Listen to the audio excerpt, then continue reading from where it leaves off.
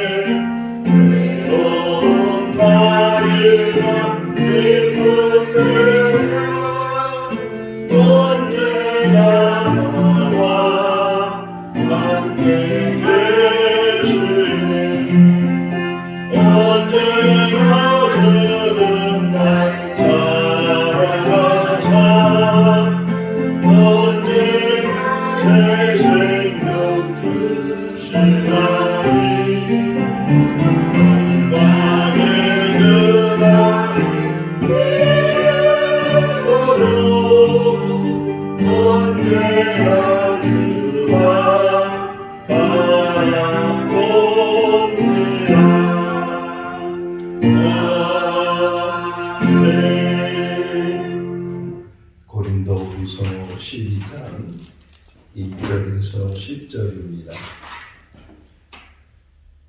고린도후서 12장 1절에서 10절 말씀. 무익하나마 내가 부득불 자랑하노니 주의 환상과 계시를 말하리라. 내가 그리스도 안에 있는 한 사람을 향하니 그는 14년 전에 셋째 하늘에 끌려간 자라. 그가 몸 안에 있었는지 몸 밖에 있었는지 나는 모르거니와 하나님은 아시느니라. 내가 이런 사람을 아노니 그가 몸 안에 있었는지 몸 밖에 있었는지 나는 모르거니와 하나님은 아시느니라. 그가 낙원으로 이끌려가서 말로 표현할 수 없는 말을 들었으니 사람이 다 이르지 못할 말이로다. 내가 이런 사람을 위하여 자랑하겠으나 나를 위하여는 약한 것들 외에 자랑하지 아니하리라. 내가 만일 자랑하고자 하여도 어리석은 자가 되지 아니할 것은 내가 참말을 함이라. 그러나 내가 나를 보는 바와 내게 듣는 바에 지나치게 생각할까 두려워하여 그만두노라. 여러 계시를 받은 것이 지극히 크므로 너무 자만하지 않게 하시려고 내 육체의 가시 곧 사단의 사자를 주셨으니 이는 나를 쳐서 너무 자만하지 않게 하려 하심이라. 이것이 내게서 떠나가야 하여 내가 새로 주께 간구하였더니 나에게 이르시기를 내 은혜가 내게 족하도다. 이는 내 능력이 약한 데서 온전하여짐이라 하신지라. 그러므로 도리어 크게 기뻐함으로 나의 여러 약한 것들에 대하여 자랑하리니 이는 그리스도의 능력이 내게 머물게 하려 함이라. 그러므로 내가 그리스도를 위하여 약한 것들과 능력과 궁핍과 박해와 근고를 기뻐하노니 이는 내가 약한 그때에 감함이라. 아멘. 할렐루야. 아멘. 우리가 사는 이 세상은 보이는 것과 또 보이지 않는 것으로 되어 있고 또 한편으로는 육체적인 삶을 살고 있으면서도 영적인 그런 삶을 또 살고 있습니다. 또 영적인 삶이라는 것은 어떤 면에서 설명할 수 없는 그런 부분들도 있고 또 믿음 생활이라는 자체가 신비한 것이고 우리가 기도를 깊이 하다 보면 하나님과의 깊은 대화를 나누게 되고 또 세상 사람들이 보지 못하고 알지 못하는 그런 체험을 하기도 합니다. 방언을 통해서 또는 어떤 입신을 통해서 제가 어렸을 때 이제 어머니 따라서 어떤 기도원을 가기도 하고 또 부흥회를 쫓아가기도 하고 또 기도하는 분들 모임에 이렇게 보기도 하고 그러는데 가끔 어떤 분들이 그렇게 기도를 하다가 뒤로 발라당 넘어지시더라고요. 혹시 저분이 죽었나 그런 생각을 가졌는데 근데 기도 많이 하시는 분이 이분이 지금 입신했으니까 가만두시라고 건들지 말라고 한참 후에 정말 그 뒤로 넘어졌던 분이 다시 일어나서 이렇게 기도하는 그런 모습을 보면서 우리가 일반적으로 생각하지 못하는 그런 일들이 신비한 일들이 우리 기도 생활 속에서 또 믿음 생활 속에서 얼마든지 일어날 수 있다. 다만 그런 체험을 할 때 더 조심해야 되고 영적인 체험을 가질 때 잘못하면 그것이 교만하게 되고 박태선이라는 그런 분이 있었죠. 예전에 아주 그냥 장로님이셨어요. 그런데 은사를 많이 받아서 치유 은사를 받고 그래서 막 기도하면 병자들이 낫고 그분에 대한 사진을 한번 제가 본 기억이 나는데 옛날에 한강에는 백사장이라는 곳이 있죠.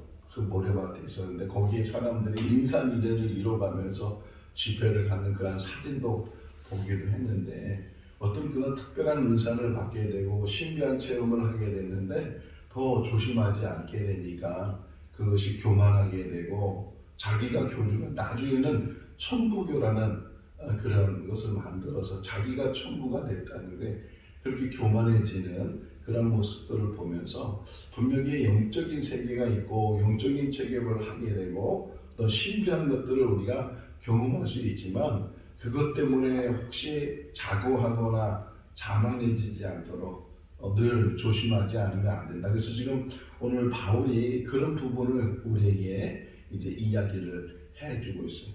또 하나는 이제 그 성령의 은사 가운데 예언의 은사가 있죠. 예언이라는 게 뭐예요? 앞으로 이루어질 일에 대해서도 이렇게 얘기해주고 그래요. 사람들이 거기에 많은 관심을 갖게 돼요. 연초가 되면 세상 사람들이 점쟁이를 찾아가서 무당을 찾아가서 올해 운수는 어떠냐고 우리 아들 올해 대학 가냐고 우리 아들 취업 되냐고 뭐 우리 남편 사업 잘 되냐고 뭐 이런 것들을 물어보는 그런 일들이 많이 있다고 해요.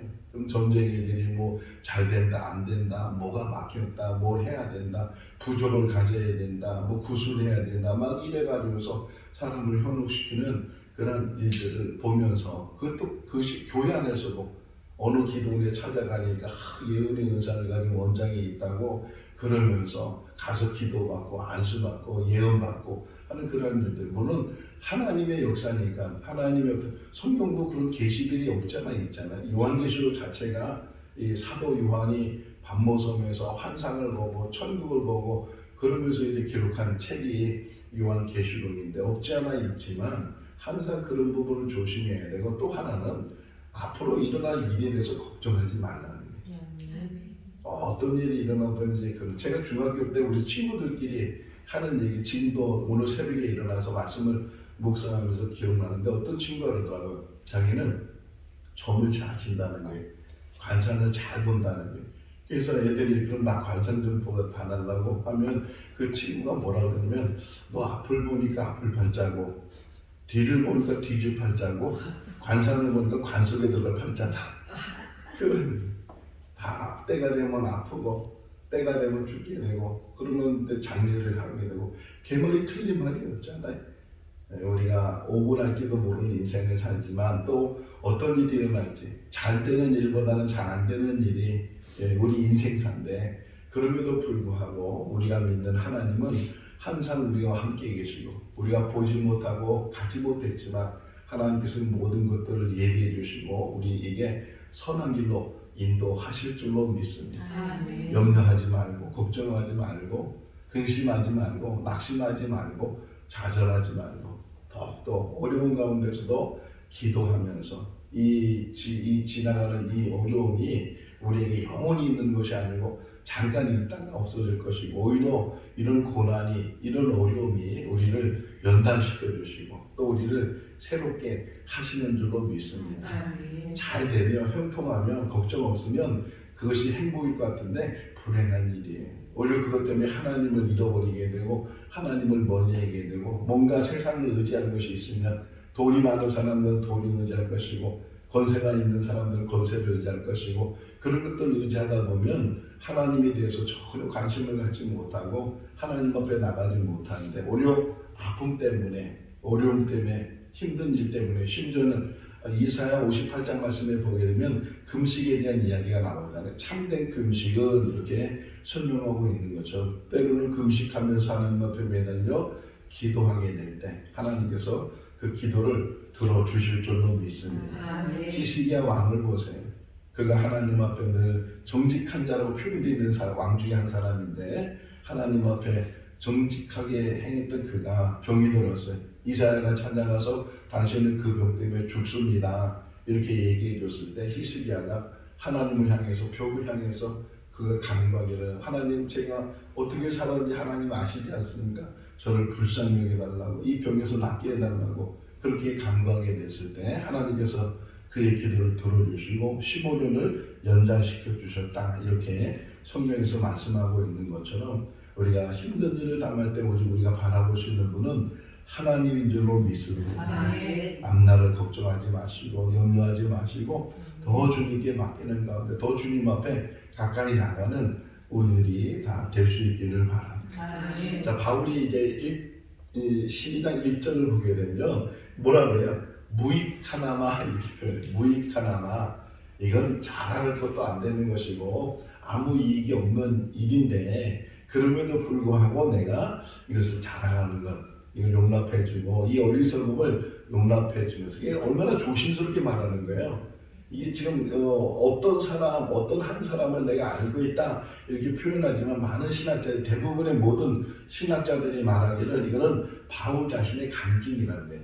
바울이 자신을 이제 자신의 경험한 것을 이야기하는데 혹시나 이것 때문에 자만해지고 자랑하고 그렇게 해야 될까 두려운 마음을 가지고 지금 이야기를 하는데 이건 무익하나마 무익해 이건 자랑할 것도 없는 일이야 이렇게 지금 표현하고 있는 거예요. 그럼에도 불구하고 지금 이 고린도 교회인 사람들이 자꾸만 다른 어떤 정말 거짓 교사들의 자만에 자랑에 거기에 미혹에 빠지니까 정말 신비한 체험을 누가 했는가 그 신비한 체험을 내가 지금 정말 입에는 막 많이 나오는데 여기까지 나왔는데 이게 함부로 말할 수가 없고 그런 상황에서 지금 바울이 조심스럽게 말하는 거예요. 자기가 체험한 일이지만 자기가 아닌 것처럼 제3자가 체험하는 것처럼 2절에 보면 그러잖아요. 내가 그리스도 안에 있는 한 사람을 알고 있다. 그리스도 안에 있는 사람이, 그러니까 믿음 생활하는 사람이고 정말 하나님 앞에서 가까이 가려고 애를 쓰는 사람인데 그런 사람 중에 한 사람 자신을 가리키지만 다른 사람에 대한 비유로 지금 이야기를 하면서 그가 14년 전에 이렇게 그러니까 연도 정도는 얘기니까 그러니까 오래 전에 이렇게 표현할 수도 있지만 또 14년 전에 이런 표현은 확실하다는 것은 이건 하나님 기쁨을 보면 이건 참말이다 이렇게 말하는 것처럼 내가 이런 경험을 했다. 어떤 사람이 그런 경험을 한 거야. 자기가 경험한 것을 빗대어서 내가 그리스도 안에 있는 한 사람을 아는데 이 사람이 14년 전에 셋째 하늘까지 올라가게 돼. 이건 이제 유대인들이 가지고 있는 어떤 생각, 사고 이런 것도 좀 이해하면 더 쉬울 텐데 유대인들은 하늘에 대해서 설명할 때 하늘은 첫 번째 하늘, 두 번째 하늘, 세 번째 하늘, 10번째 하늘까지 있어요. 첫 번째 하늘이 하늘에 하늘이 있고 하늘에 하늘. 그래서 시편 기자들도 하나님이 어디 계시냐 하늘의 하늘에 계시는 그 하나님이라고 표현하는 것도 보게 되는데 이렇게 하늘이 여러 가지. 우리가 볼 때는 하늘은 하나잖아요. 저 우주 끝까지가 하늘이고 그것이 하나로 되어 있다고 생각하는데 유대인들이 가지고 있는 관념 속에는 하늘에 하늘이 있고 그 위에 또 하늘이 있고 또 이런 의미. 옛날 성경에는 3층 천이 나오잖아. 셋째에 층이 되어 있는 그 하늘까지 올라가게 됐다. 또 어떤 의미에서 유대인들은 숫자적인 개념이 굉장히 중요시거든요. 숫자. 특히 요한계시록이나 뭐 이런 묵시문학 속에 있는 숫자적인 것 따서 의미를 가지고 있는데 특별히 일반적으로도 그들이 가지고 있는 숫자적인 의미 속에서 3이라는 숫자가 중요해요. 3이라는 숫자는 하나님의 숫자고 완전 숫자의 의미를 가지고 있다. 그러니까 세 번째 하늘까지 올라가 셋째 하늘까지 올라가게 됐다. 이런 의미는 하나님이 계신 곳에 내가 들림을 받게 됐는데 몸 안에 있는지 몸 밖에 있는지 그거는 잘 알 수가 없다. 14년 전에 그렇게 그래서 4절 말씀을 보게 되면 그것은 다른 말로 표현할 때 뭐라고 표현해요? 낙원으로 하나님이 나를 부르셨는데 하나님께서 보게 하셨는데 몸 안에 있었는지 몸 밖 그거는 정말 하나님의 심리 속에서 어떻게 기도 중에 환상 중에 하나님께서 부르셔서 하나님께서 오르셔서 사도 요한도 마찬가지잖아요. 밤모섬에 유배돼서 그가 거기서 아무도 없잖아요. 같이 감옥 생활이고 저 멀리 외딴 섬에 가서 갇혀 있는 그런 삶을 살고 있는 그에게 하나님께서 그를 부르셔 천사를 보내서 그를 이제 환상 가운데서 천국을 보게 하고 환상 가운데서 그 모든 일들을 이루게 하는 것처럼 바울도 그런 경험을 하고 있는데 정말 조심스럽게 그런 이야기들을 해요. 자, 낙원이라는 단어가 나왔을 때 우리가 어떻게 생각하는 게 뭐예요? 강도.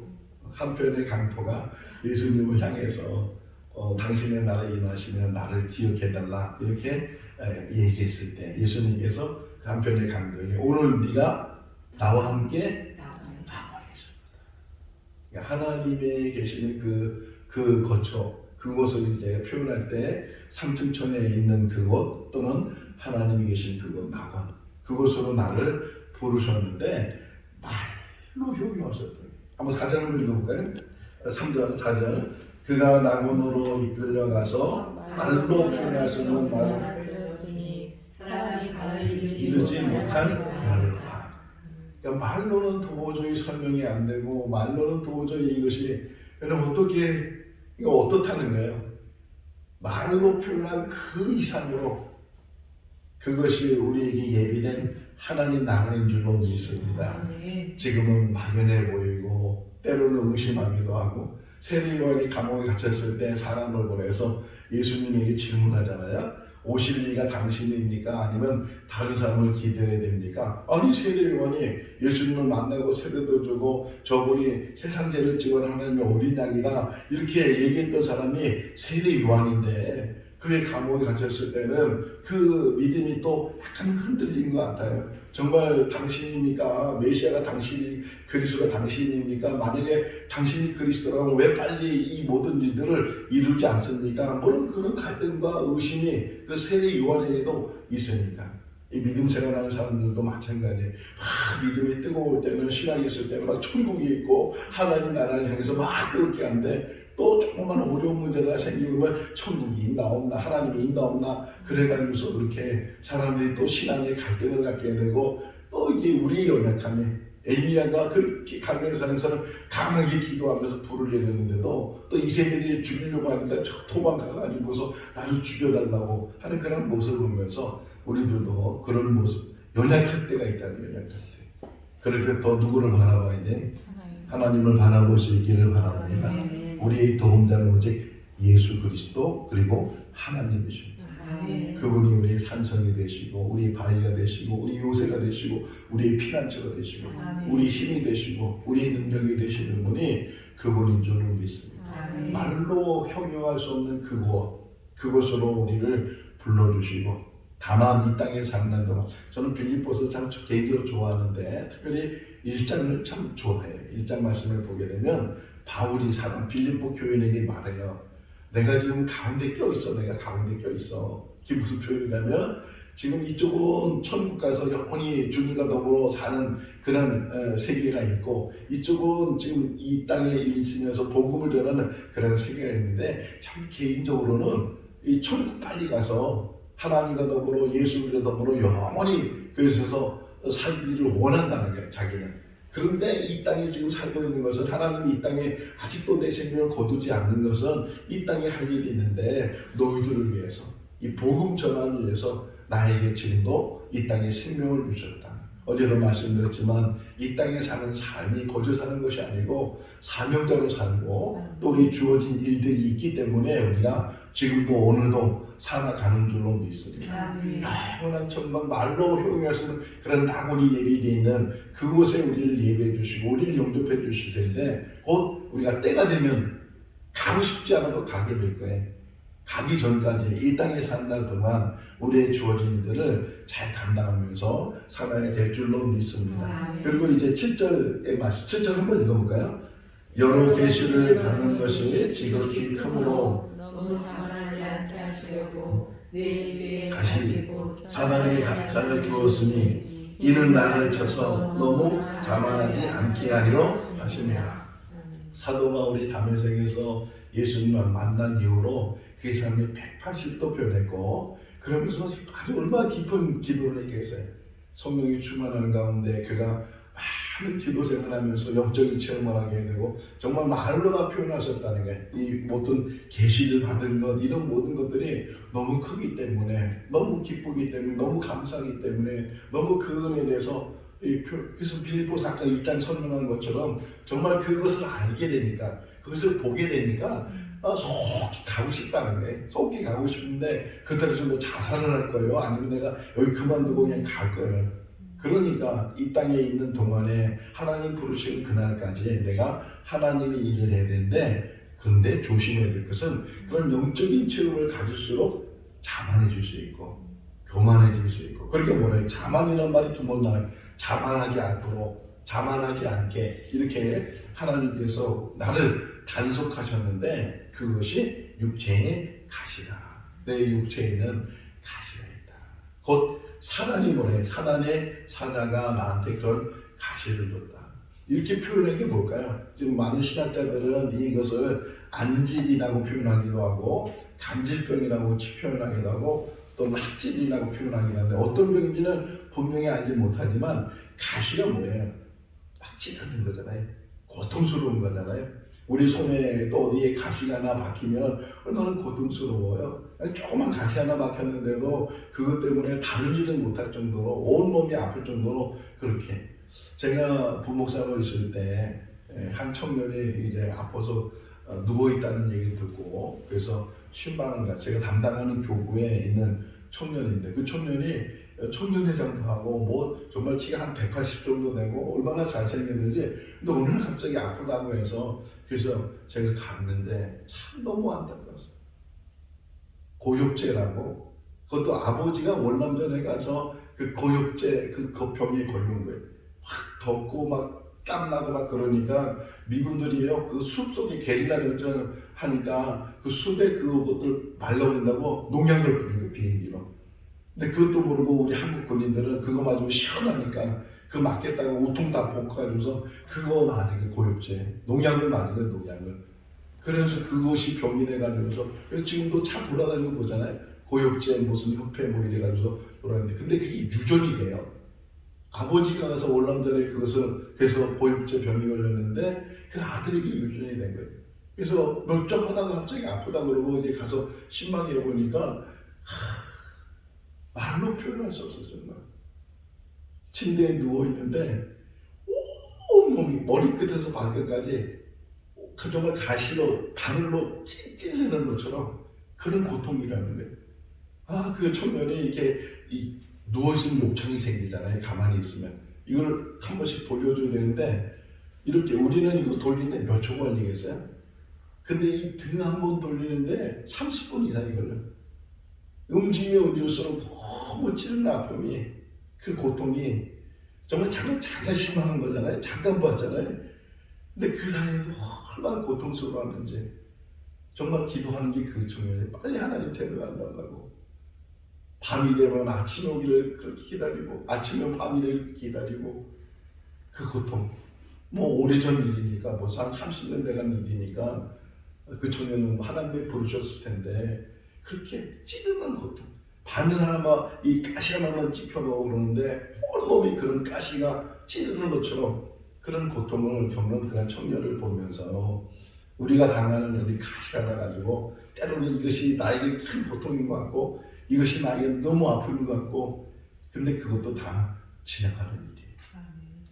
우리를 교만하지 않도록 때로는 우리에게 가시를 주셔요. 가시. 육체의 가시, 육체의 가시라고 하잖아요.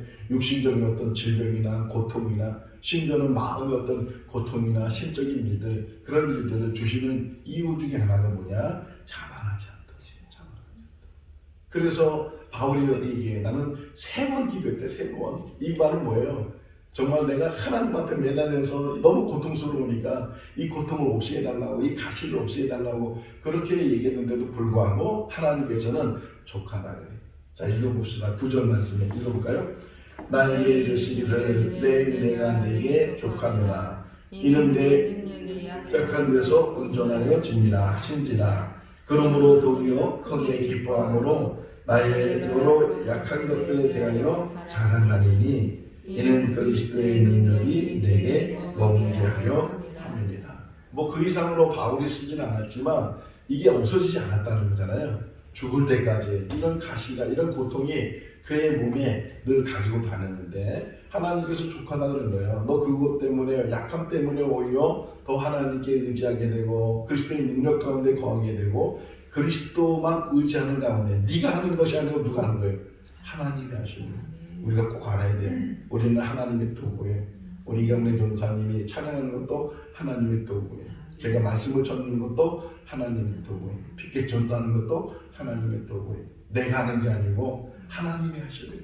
다만 하나님의 나팔수가 되는 것이고 하나님의 피켓이 되는 것이고 하나님이 하나님의 일을 하시는 도구로 쓰임받게 되는데 오직 하나님께 영광이 되고 하나님께 쓰임받는 것이 기쁨이 되고 나의 연약함이 나의 약함이 나에게 주어진 이 가시가 오히려 나를 자고하지 않도록 자만하지 않도록 교만하지 않도록 나를 붙들어주시는 은혜가 되는 줄로 믿습니다. 그러니까 아주 겸손한 가운데 주님 부르시는 가운데까지 삶을 감당하는 우리 모두가 다 될 수 있기를 주님의 이름으로 축원합니다. 기도하겠습니다. 사랑이 많으신 하나님 아버지 오늘도 새날 주시고 주님의 전에서 또 이 영상을 통해서 같이 예배드리게 하여 주시는 것 감사합니다. 주시는 말씀이 늘 깨달음이 되게 하시고 영적으로 깊은 체험이 있게 해주시고 또 이 땅에 사는 날 동안 겸손한 가운데 온유한 가운데 낮아지게 하여 주시옵소서. 우리가 할 수 있는 것은 아무것도 없습니다. 우리 하나님이 주시는 능력 가운데 재능 가운데 은사 가운데 감당합니다. 더 겸손한 마음을 주시고 오직 하나님께만 영광이 되시고 쓰임받는 것이 기쁨이 되게 하시고 이 땅에 사는 날 동안 사명자로 살게 하여 주시옵소서. 오늘도 주 안에서 복된 하루의 삶이 되게 하시고 또 우리 성도들 가운데 여러 가지 문제를 가지고 기도합니다.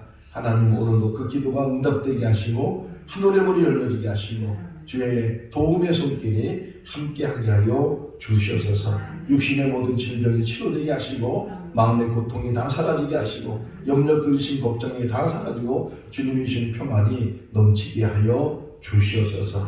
주 안에서 복된 삶이 되게 하시기를 간절히 바라옵고 우리를 원하신 예수님의 이름으로 기도하옵나이다. 아멘. 마쳤습니다. 자유롭게 기도하시기 바랍니다.